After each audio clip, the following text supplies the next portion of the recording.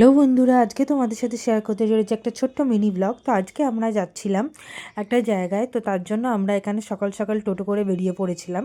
তো আমরা এখান থেকে এসে পৌঁছোই নবান্ন বাস স্ট্যান্ডে। নবান্ন বাস স্ট্যান্ডে 10টা থেকে অফিস টাইমে প্রচুর বাস ছাড়ে, তো আমরা যে কোনো জায়গায় পৌঁছে যেতে পারি। তো আমরা এখান থেকে বালিগঞ্জে যাওয়ার জন্য বালিগঞ্জ হাওড়ার এই বাসটাতে আমরা উঠেছিলাম। তো এটা নবান্ন থেকেই ছাড়ছিল বলে শুরুর সময় বাসটা একদম ফাঁকা ছিল।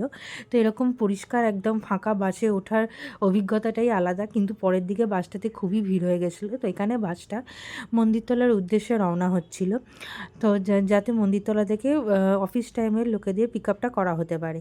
তারপর আমরা পৌঁছে গেছিলাম ডায়াগনোসিস সেন্টারে। তো এখানে গিয়ে আমরা ওয়েট করেছিলাম কখন আমার মায়ের কিছু টেস্ট করানোর ছিল, তো সেই জন্য তো টেস্ট করানোর পরে আমরা বেরিয়ে পড়েছিলাম। বেরিয়ে পড়ে দুপুরে পৌঁছে গেছিলাম আমরা ওখানেই বিরিয়ানির দোকানে। তো এটা ট্রায়াঙ্গুলার পার্কে শঙ্করদার বিরিয়ানির দোকান ছিল। তো এখানকার বিরিয়ানিটা মাত্র 80 টাকায়, এখানে একদম প্লেট ভর্তি করে বিরিয়ানি ছিল, আর তার সাথে ডিম, আলু, মাংস সব কিছুই ছিল। চিকেন বিরিয়ানি নিয়েছিলাম, বিরিয়ানিকে আমরা চা নিয়ে নিয়েছিলাম। তো চা খাওয়ার পরে আমরা অটো করে আমরা একটা পাঞ্জাবির দোকানের উদ্দেশ্যে যাচ্ছিলাম, কারণ সামনেই বিয়েবাড়ি, বিয়েবাড়ির জন্য আমরা পাঞ্জাবি কিনতে আসছিলাম। তো এখানে আমরা এসে গেছিলাম গড়িয়াহাটে কিংবদন্তি দোকানটাতে। তা কিংবদন্তি দোকানটা খুবই নাম করা এবং ওখানকার পাঞ্জাবিটা দেখো খুবই সুন্দর হয়েছে। তোমরা চাইলে কমেন্ট বলে